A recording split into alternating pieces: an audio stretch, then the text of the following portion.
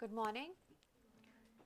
So, yesterday we talked in detail about the cell cycle, correct?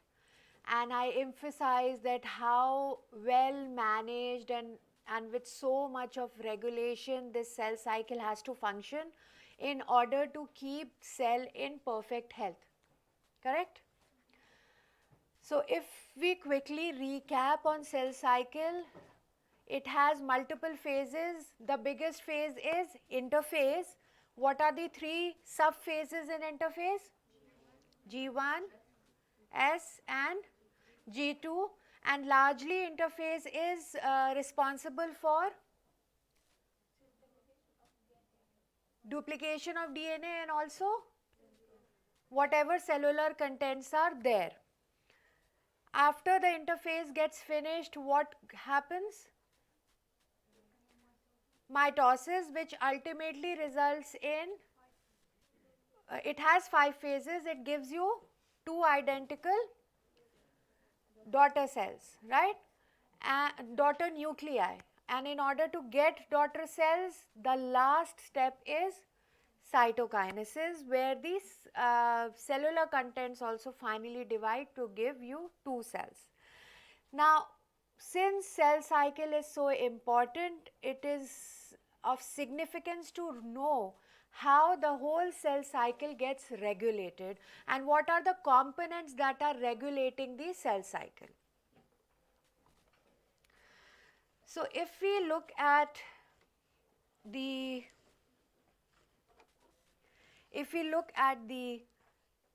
cell cycle regulation, it is divided into components that are regulators with respect to promoters. With respect to promoters of the cell cycle, and then there are some inhibitors. Okay. Now, the promoters, meaning that these components allow cell to move from one phase to another phase, whereas inhibitors would mean that they stop the cell in a particular phase. So, if we talk about cell cycle regulators, they are combination of proteins and enzymes.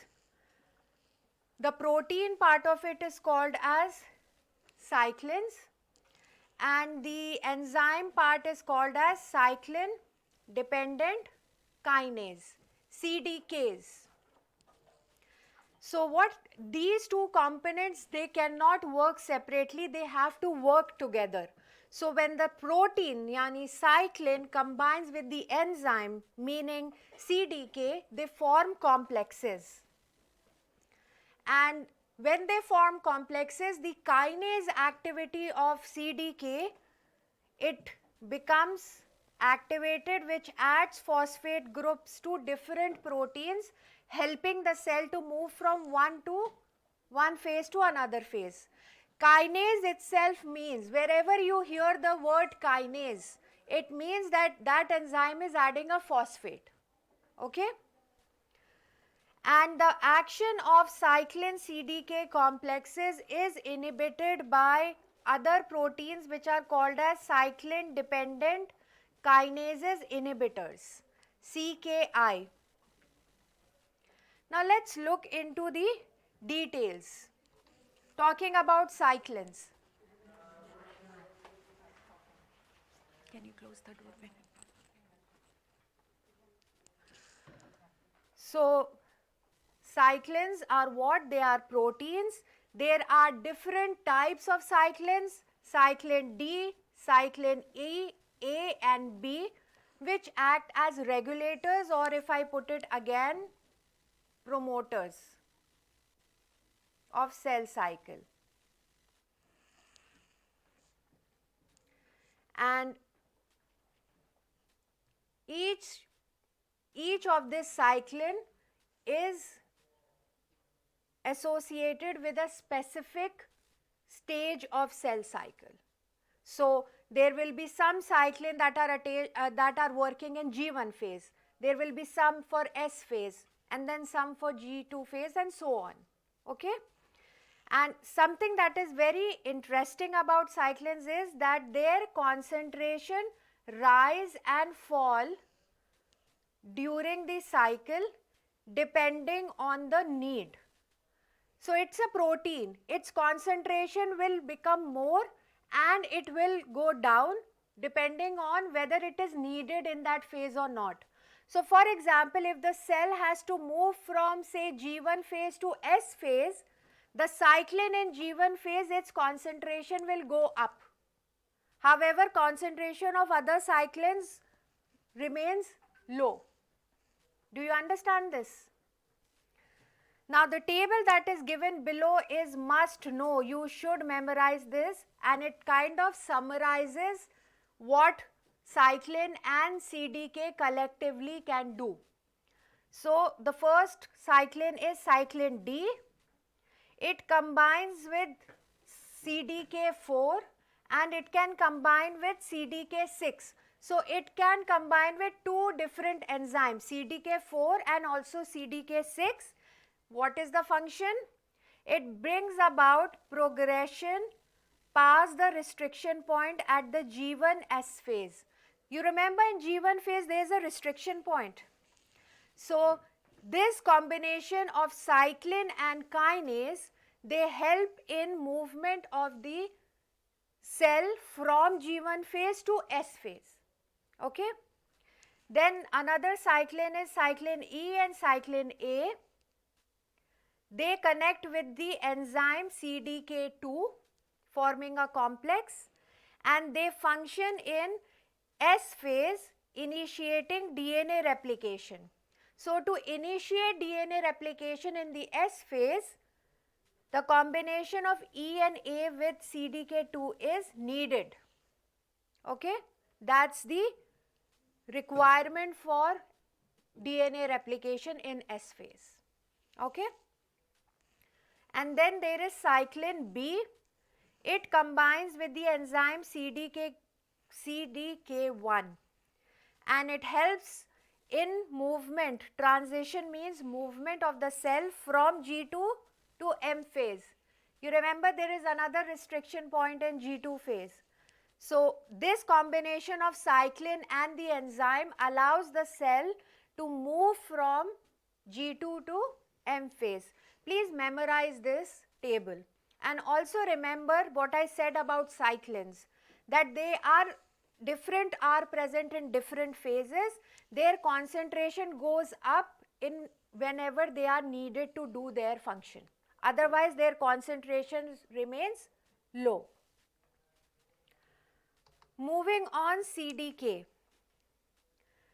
So cyclin dependent kinases also, in the previous slide you have seen that there is 4, there is 6, there is 2, there is 1. So these different types of CDK enzymes, they are also found in different phases of cell cycle, but they are found in constant amount during the cell cycle. So cyclin concentration goes up and down, but for these enzymes, their concentration remains the same in all the phases. But there is a catch. Their enzymatic activity fluctuates depending on the availability of cyclins. The enzyme concentration is same, it does not go up and down, but the activity of the enzyme will go up and down depending on the cyclin's concentration. So it is much easier if I go back to an example. For example, the concentration of cyclin D increases. It will bind to CDK4 and CDK6. This binding will increase the activity of these two enzymes, and then they will allow the movement of the cell from G1 to S phase. Although the enzyme molecules, the amount of the enzyme remains same, it is the activity. Okay? Do you understand this? Yeah. Of course, they can. and there is one cyclin binding to two different enzymes, right? And when the cyclin, it binds with CDK, it forms complexes. And when this cyclin CDK complex get formed, kinase activity increases. K stands for kinase. And what does kinase do? It adds a phosphate. So, cyclin CDK complex, it will phosphorylate its substrate. Substrate meaning any regulatory protein that needs to be activated. So when this complex gets formed, cyclin CDK complex gets formed, the enzyme becomes active, and this enzyme adds phosphate specifically on the serine and tyrosine residues of different regulatory proteins in that phase. And when these phosphate are added to these regulatory proteins, they change, they become active, and they help in initiation of the cell to move from one phase to another phase. Okay, let me explain it on a flow chart, then it is much more easier to understand. Here, so for example, a cell has to move from G1 phase to S phase.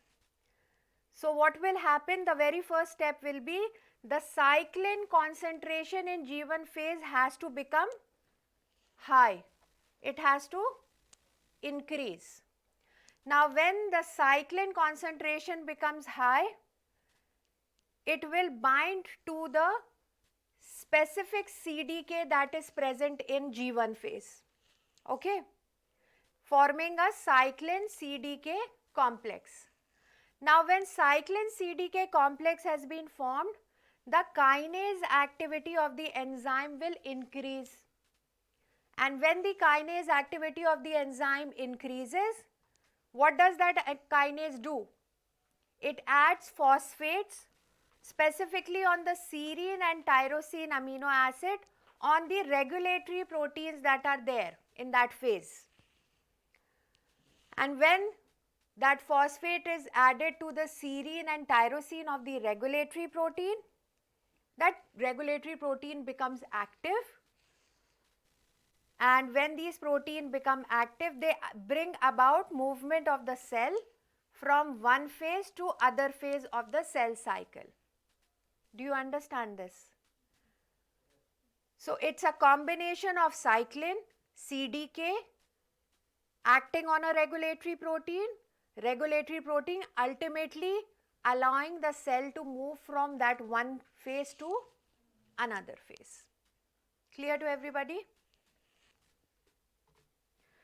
Now let's talk about checkpoints or restriction points or security barriers. What are they and where are they?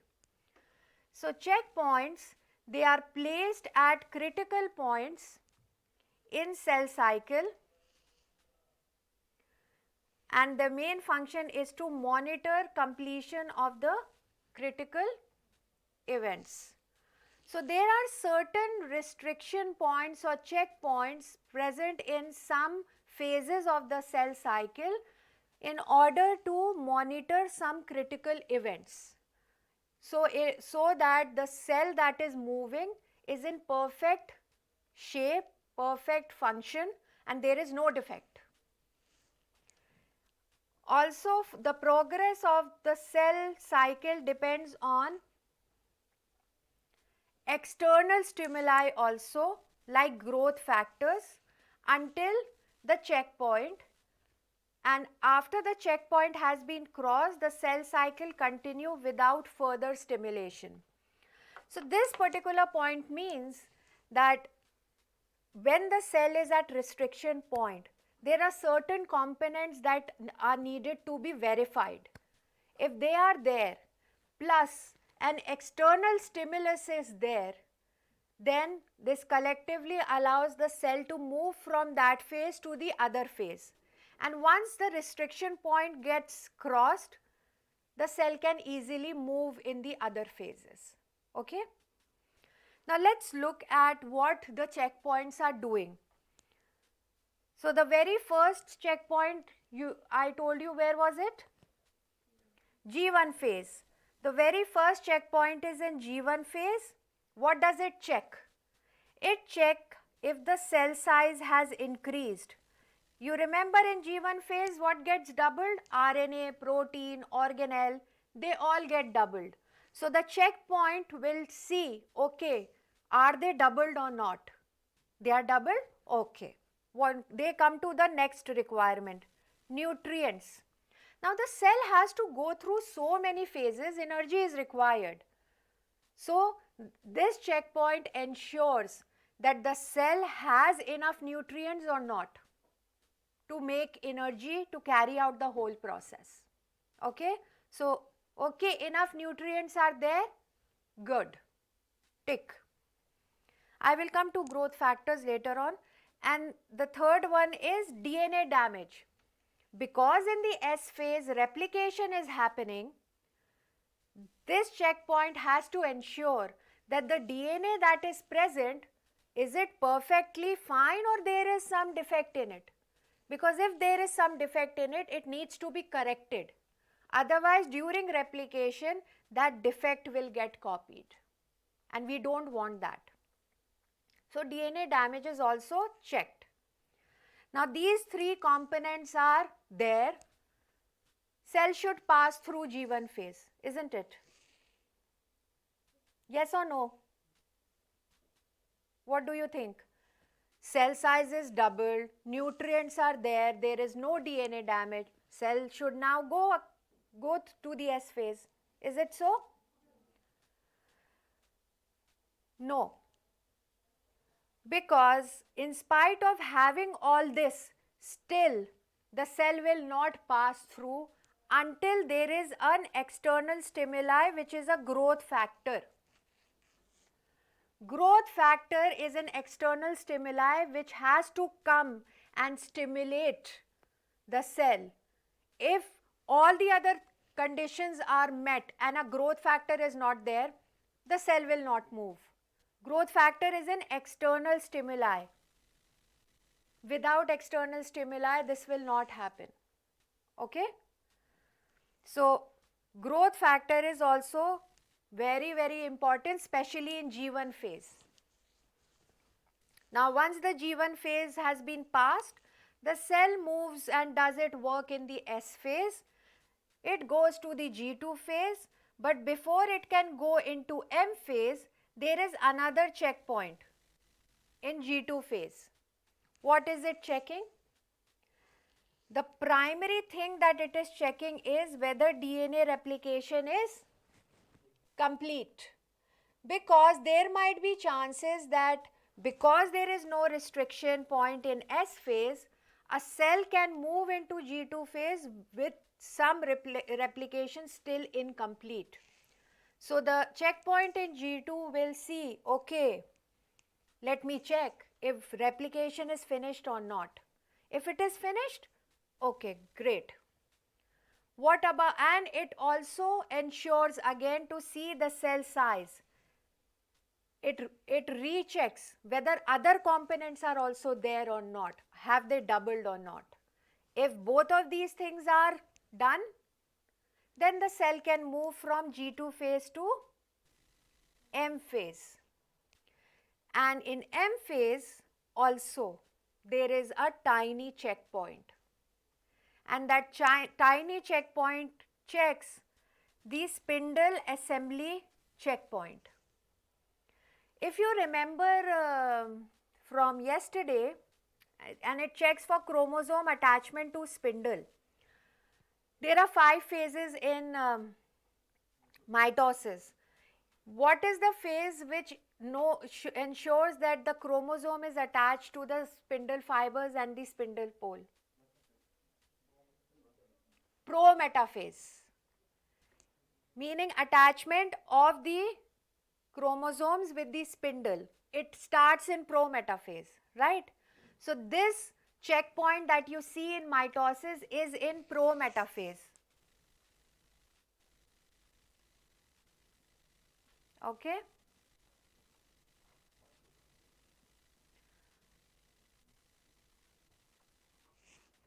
And if the attachment has not happened, the nuclear division will not happen. Clear? Do you want me to repeat the checkpoints? Always remember, for G1 phase, even if everything is there and an external stimulus like growth factor is not there, cell will not move. Okay? Now that was about promoters of cell cycle. Now let's talk about inhibitors of cell cycle. Of course, there is cyclin dependent kinase inhibitors, but those CDKI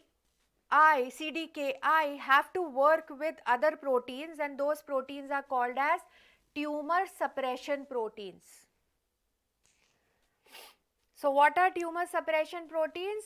Tumor suppression proteins, they halt. Halt means what? Stop the cell cycle progress mostly within G1 phase. So whenever the cell prefers to stay in G1 phase, and those conditions will be when the cell growth is not needed, I mean we do not need to grow any further, or when the DNA is damaged. Under both the conditions, the cell needs to be in G1 phase. So how does it get stopped in G1 phase? There are these proteins, tumor suppressor proteins, which stop the cell in G1 phase, and it does not let it move. They can stop the cell to be in G1 phase, or they can push the cell into G0 phase also. Okay? So they are inhibitors.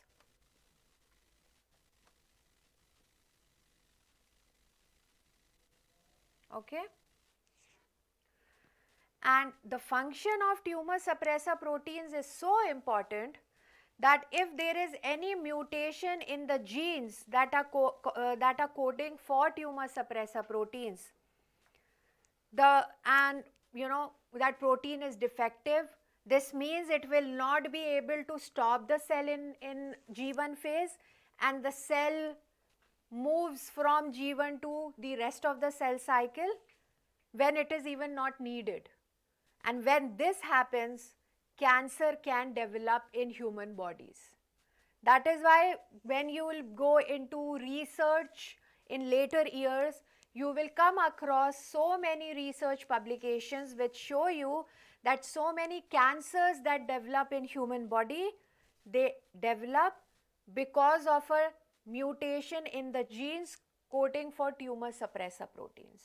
So in fact, tumor suppressor proteins are much more important than the promoters of the cell cycle.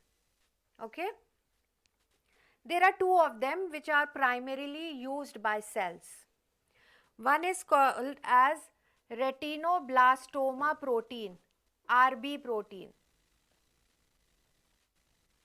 and they work for different functions. Now there are two conditions in which the cell needs to be stopped in G1. Either the growth is not needed or the DNA is damaged. So the RB protein stops the cell in G1 when growth is not needed. So it is a type of tumor suppressor protein which halt the cell cycle in resting means G0 or G1 phase, when no growth is needed. Okay, remember that, when no growth is needed. And an example of a malignancy means cancer, is inherited eye malignancy. It can be seen in younger children because it's an inherited disease. In such a disease, the RB gene coding for RB protein is mutated. As a result, this protein is defective for the eye cells, and it is not working, it is not able to stop the division of eye cells. As a result, the eye cells keeps on dividing, making more and more and more eye cells. A tumor develops which is cancerous in nature. So any mutation in RB gene is associated with eye malignancy. I already told you yesterday that eye is the, no, day before, that eye is one organ that does not grow after birth. And if this protein is defective in individuals, the eye growth will keep on happening and a tumor or malignancy develops. Okay? So let's see how RB protein works. Now it's a little complicated, so let's focus on the picture. So if you see RB in resting cells, meaning the cells in which RB is active. So when RB, how to make RB protein active? When RB has only few phosphates attached to it. If you see this pink oval shape is RB. When only few phosphates are attached to it, RB protein becomes active. The key word here is few phosphates, not many phosphates, few phosphates.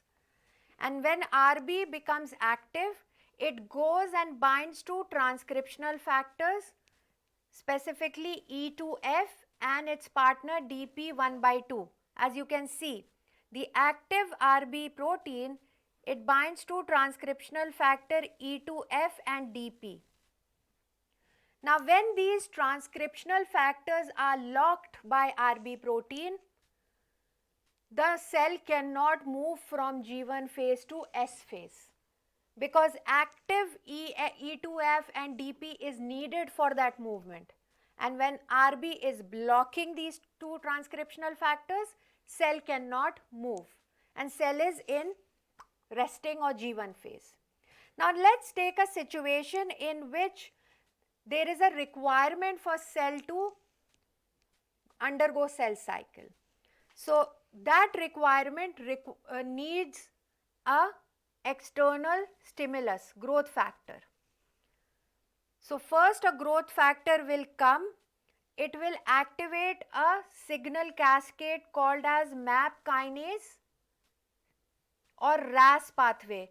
Here you might feel that this is difficult to remember, but because we are going to take signal transduction, these terms will come here. So what happens? A growth factor is there from outside. It activates this pathway, RAS pathway or MAP kinase. It's the same thing. This pathway, these pathway, they activate cyclin, increasing the concentration of cyclin D. And then cyclin D binds to CDK4 and CDK6. Once they bind to CDK, what happens to CDK? When cyclin binds to CDK, what happens to it? It becomes active. What does it add? It adds phosphate. Very good. Now when this complex is active, it will now add many phosphates to the RB protein. See, this is the difference. Initially when 1 or 2 phosphates are added, RB is active. Now when many phosphates got added to RB, that means when it got hyperphosphorylated, the RB protein became inactive. It got inhibited. So it is no longer working.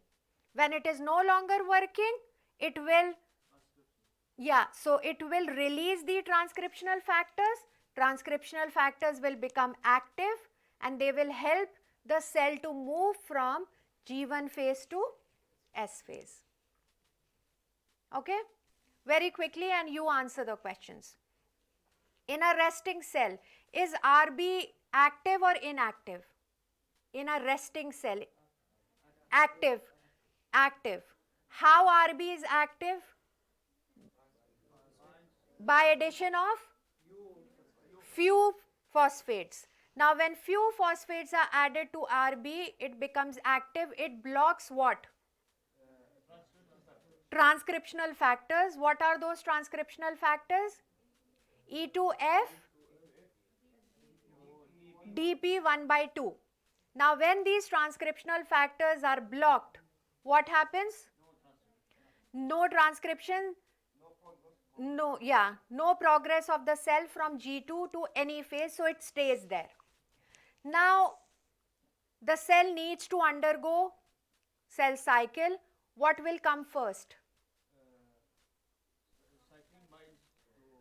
The growth factor. External stimulus will come first. Growth factor will come. What will growth factor do? Before that, there is something.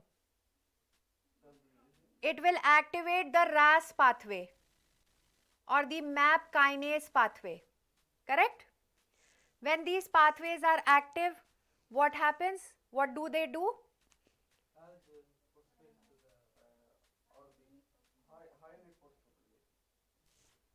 Okay, there is a step before that. When RAS pathway is active, it activates cyclin D and CDK complex. So this will get active. So if I put MAP here, MAP K, it works on this, and growth factor will, so this is the pathway actually, this is how it works. Growth factor activate MAP kinase cascade, MAP kinase cascade activates cyclin and CDK. When this complex is active, it adds many phosphates on the RB. When many phosphates are added, what happens to RB? It becomes inactive. When it is inactive, what happens to transcriptional factors? They become released and active. They allow the cell to move from G1 to S phase. Got it. Then there is another tumor suppressor protein, P53. Have you heard of P53? Okay. So RB protein is involved in halting the cell when cell growth is not needed. P53 is known to halt the cell in C1 when there is DNA damage.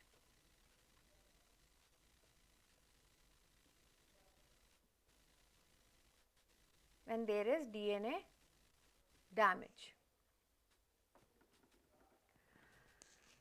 So now look at the illustration given on the right hand side. So for example, in G1 phase, there is a cell which has DNA damage. So what will happen? This damaged DNA will activate the protein P53. And as P53 becomes active, it will activate what is called as CDKI, cyclin dependent kinase inhibitor. Okay. Now when CDK, it is mentioned here, CDK inhibitor. When CDK inhibitor is active, it will in turn activate another protein which is called as P21. And P21 is the protein that will stop the cell in G1 phase. So P53 directly does not stop the cell in G1, rather it starts a cascade bringing about activation of P21, and then P21 will stop the cell in G1 phase. Now what happens is P53 will check the damage. Can it be repaired or can it not be repaired? Now if it can be repaired, there are repairing mechanisms. You have gone through them with Dr. Mahmood, right? So it sends the cell, okay, go and get repaired. And DNA gets repaired, fine. Then P53 will become inactive, the other proteins also become inactive, cell moves from G1 phase to other phase. And in case the DNA damage cannot be repaired, then P53 will send the cell for apoptosis, which is cell death. Because our body does not want any cell that is defective. Okay? I repeat this again. So whenever there is DNA damage, the tumor suppressor protein that becomes active is p53, and it is actually the damaged DNA which activates p53. Now when p53 is active, it will activate the protein cyclin dependent kinase inhibitor. When cyclin dependent kinase inhibitor is active, it will activate another protein p21, and p21 will stop the cell in G1 phase. Okay. Now p53 will check the damage. If the damage can be repaired, okay, fine, get it repaired, and then the cell can move to other phases of the cell cycle. But if it cannot be repaired, then p53 will send the cell for apoptosis or cell death. And you will be surprised to know, whoever is interested, go back and check. Mutated p53 gene, when I say mutated p53 gene, meaning the protein also made is mutated or defective. It is associated with 50% of the cancers that are seen now. So this means if p53 is inactive or is defective, it will not be able to stop the cell with DNA damage. Such cells will keep on undergoing cell division, resulting in formation of something that is malignant in nature or causing cancers. Most of the cancers that you are going to see will show genetically a mutation in p53 gene. So just imagine, the inhibitors of cell cycle are far more important than the promoters of the cell cycle. Okay? Clear to everybody? And then a little about cyclin dependent kinase inhibitors. Now much is not known about them. There is not much information, but it is seen that there are two classes of CKI. You can call them as CDKI also. Both are same. There are two classes of these proteins and they work differently. How they work is also exactly not known. One is that it helps in stimulating the activation of p21 protein, as you saw in the previous slide. Okay? So just remember for CDKI or CKI that they work along with tumor suppressor proteins to inhibit the cell cycle. Okay? Any questions you have? Yes.